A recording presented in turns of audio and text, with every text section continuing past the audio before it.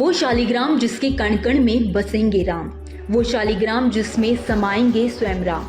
वो पवित्र विशालकाय शिलाएं यानी शालिग्राम नेपाल के जनकपुर से चलकर 7 दिन के सफर के बाद बुधवार रात अयोध्या पहुंच गई है।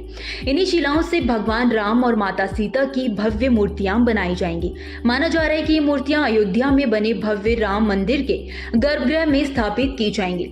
लेकिन क्या आप जानते हैं कि शालिग्राम का रहस्य आखिर कैसे विष्णु जी से इन शिलाओं का नाम जुड़ा? आखिर कैसे बनी ये विशालकाय शिलाएं? शालिग्राम डेवोनियन क्रिटेशियस पीरियड का एक काले रंग का एमोनॉइड शेल्फ फॉसिल्स है।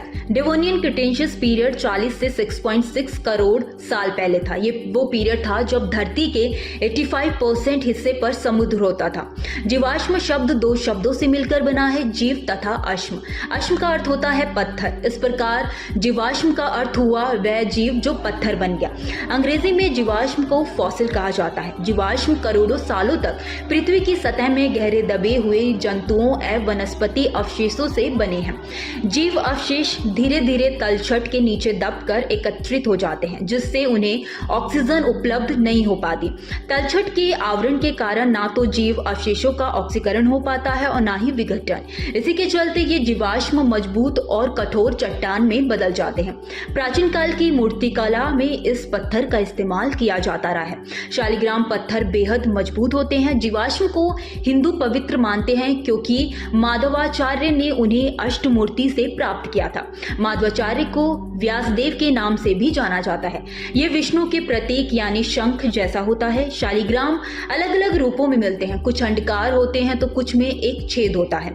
इस पत्थर में शंख, चक्र, गद या पद की तरह निशान बने होते हैं। अगर शिला मछली के आकार के दिख रही है तो वो भगवान विष्णु का मत्स्य अवतार है। वहीं अगर कछुए के आकार में शालिग्राम है तो उसे कुर्म और कच्छप अवतार का प्रतीक माना जाता है। शालिग्राम पत्थर पर दिखने वाले चक्र और रेखाएं भगवान विष्णु के दूसरे अवतारों का प्रतीक भी मानी जाती हैं। यही वजह है कि पूजा के लिए इस शिला के प्राण प्रतिष्ठा की जरूरत नहीं पड़ती है।